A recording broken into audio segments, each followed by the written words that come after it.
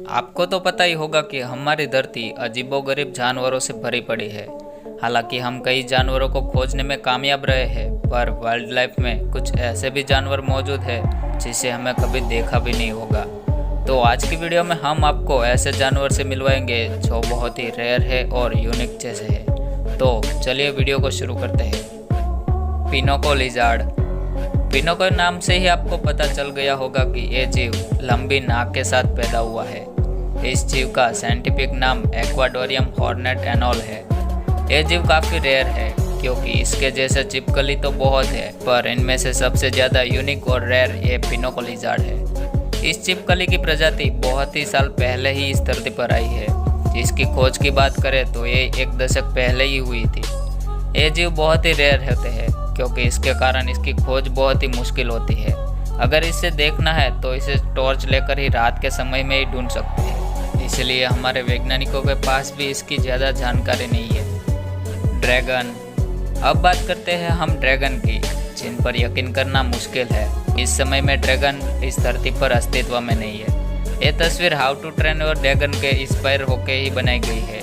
यकीनन ये फोटोशॉप ही है, लेकिन प्राचीन धरती पर इस ड्रैगन के सबूत भी मिले हैं। ये साबित करते हैं कि आज से करीब लाखों साल पहले ड्रैगन हमारी धरती पर हुआ करते थे।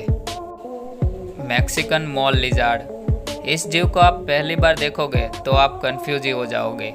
आपको लगेगा कि ये छिपकली है या फिर सांप है, क्योंकि इसकी बनावट ही ऐसी है। ये जीव 9 इंच तक बढ़ सकते हैं और इनके आगे 2 पैर भी लगे होते हैं और बीच में से ऐसा लगता है कि ये एक सांप ही है।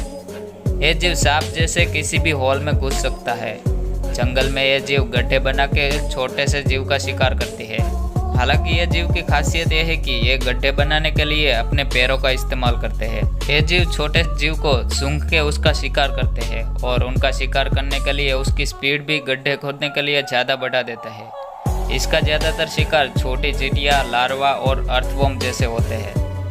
अब बात करते हैं द ड्रैगन स्नेक की।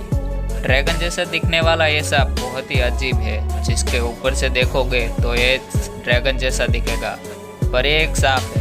इस सांप की खासियत यह है कि ये दूसरे किसी वातावरण में जिंदा नहीं रह पाते, इसलिए वैज्ञानिकों के पास इसका बहुत ज़्यादा जानकारी नहीं है।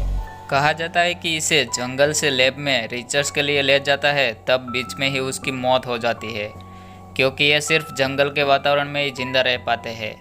ये ज़्यादातर सांप मेंढक खाना पसंद करता है। ये सांप सिर्फ बर्मा के जंगल में ही पाए जाते हैं। हालांकि इनकी प्रजाति अब विलुप्त होने के कगार पर है।